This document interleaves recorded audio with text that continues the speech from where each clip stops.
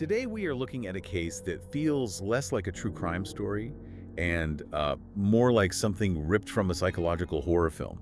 We're talking about the vanishing of Lars Mittank. We really are. We've gone through all the source material on this one, the timelines, the medical reports, the technical data, and our mission today is very focused. We need to unpack this rapid descent into paranoia, look at the visual evidence, and then really dig into the two theories that are just completely at odds with each other. Right. Is this a medical breakdown, or is he running from a very real threat? Exactly. And what makes this case so famous, what everyone comes back to, is just how absurd the end is. You have this healthy 28-year-old German guy, Lars Mittank, on a normal vacation in Bulgaria in 2014. And it ends with him sprinting out of an international airport, away from help, and into a forest. He leaves everything behind, his passport, his phone, his wallet. So we have to ask you, what could possibly make someone do that? That's the question, isn't it? It's not just a disappearance, it's a flight. A totally illogical flight. And to get at that, we have to go back to where the vacation first went wrong. So Lars gets there on June 30th with a group of friends. And for the first week, everything is, completely fine. The sources all say it was just a normal trip. Totally normal, beach, clubbing, watching football, no red flags at all. Until July 6th. He's at a bar, and he gets into an argument with some other German guys. Over football, of all things. It was a rivalry between SV Werder Bremen, his team, and FC Bayern Munich. A stupid bar argument that just escalates. And Lars ends up splitting off from his friends that night. And he doesn't come back until the next morning. When he shows up, he says he was beaten up by 4 guys who were, he claims, hired by the men from the bar. And this is the critical moment. He has injuries, a hurt jaw, and, most importantly, a ruptured eardrum. This is the turning point. It is the definitive turning point. He sees a doctor who tells him, look, because of the pressure change and the injury, you can't fly. And he prescribes him an antibiotic, Cefuroxime. And we need to remember that name, Cefuroxime. It becomes really important later. But here's where the isolation starts. His friends offer to stay with him. The right thing to do, of course. Of course. But Lars says no. He insists they go home as planned. He pushes them away. And that choice is just massive. He actively removes his entire support system. He moves out of their resort into a cheaper hotel near the airport, the hotel color Varna. Suddenly, he's completely alone in a foreign country, injured and vulnerable. And as soon as his friends are gone, it's like a switch is flipped. Yeah. The paranoia just consumes him. Immediately, we know this from the calls to his mother. He phones her and he sounds terrified. He tells her people are trying to rob him. Not just robbed him. No, to rob and kill him. And he begs her, cancel all my credit cards. Wow. So he's afraid of more than just a street mugging. Mm-hmm. Canceling cards means he thinks they'll force him to withdraw money or something. It suggests a much more complex, terrifying scenario in his mind. And we don't just have his words, we have video. Yeah. The hotel's CCTV caught his behavior. Tell us what that footage shows, because it's just chilling. It's pure hypervigilance. You see him pacing the hallways again and again. He's constantly peering out of windows like he's expecting someone to arrive. And then you see him hiding. Hiding in a lift and elevator? Yes. He's using this tiny metal box as a safe room. It's the behavior of someone who believes the threat is already inside the building with him. I mean, that's a level of terror that's hard to even imagine. And there's this weird gap in the timeline from that night, too. There is. Around 1 in the morning, he leaves the hotel. He's gone for about an hour, and then he comes back. We have no idea where he went or what happened in that hour. But whatever it was, it made things worse. It seems so, because the next morning he calls his mom again. And he tells her the people chasing him are getting closer. He knows he has to get out of the country now. Which takes us to the final scene. Varna Airport, July 8th. He gets there. He texts his mom that he's arrived. He's trying to get home. He is. He even goes to see the airport doctor to get clearance for his ear. And the doctor's report is key. He described Lars as being extremely nervous and erratic.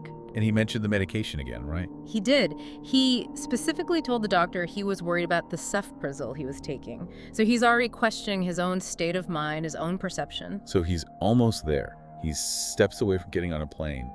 And then the final trigger. A construction worker walks into the doctor's office. Just a totally random person. The airport was being renovated. Yeah. An ordinary man doing his job. And for Lars, this was it. This was the breaking point. It shattered whatever composure he had left. He starts to tremble, and he screams that line that everyone remembers from this case. I don't want to die here. I have to get out of here. And then he just runs. He flees, and what he leaves behind is, in some ways, even more shocking than the act of running itself. His wallet. His phone. His passport. Everything. He abandons his entire identity on that floor. He's running with literally nothing but the clothes on his back. And this is where the case becomes iconic. That last piece of footage from the airport security cameras. It's like something from a movie. You see him bursting out of the terminal, not just walking, he is running hard. But he gets to this tall chain link fence. And he climbs it without even breaking stride. It's pure adrenaline. He drops down on the other side, runs across this open meadow. And then just sprints off the screen into the woods. And that's it. That's the last anyone has ever seen of Lars Mittank. And that's the moment that defies all logic. It makes no sense. If you're scared, if you think you're being hunted, you run towards security, towards crowds, towards police. You don't run away from all of that into a forest. It is a fundamentally irrational act. And that irrationality is the vacuum that we now have to try and fill with a theory. Okay, so let's dig into them. Theory A, the internal breakdown. The idea that the threat wasn't real, that it was all happening inside his own head. This one is compelling from a medical standpoint. It all goes back to that fight. A ruptured eardrum from a blow to the head is a form of traumatic brain injury, a TBI. And a TBI can cause more than just physical symptoms. Oh, absolutely. It can wreak havoc on your brain's chemistry. We're talking vertigo, confusion, memory loss, but also severe paranoia. And it can trigger some really frightening psychological states. Like what? Specifically things like depersonalization and derealization. Can you break those down for us? What do those actually feel like? Of course. Depersonalization is the feeling that you're outside your own body, like you're watching a movie of yourself. Derealization is the feeling that the world around you isn't real, that you're in a dream or a thick fog. So his whole reality could have been fracturing. Exactly. So now imagine you're trapped in a terrifying dream, and in that dream, shadowy figures are trying to kill you. What do? You run. You run, and running into a forest to escape a nightmare suddenly doesn't seem so illogical anymore.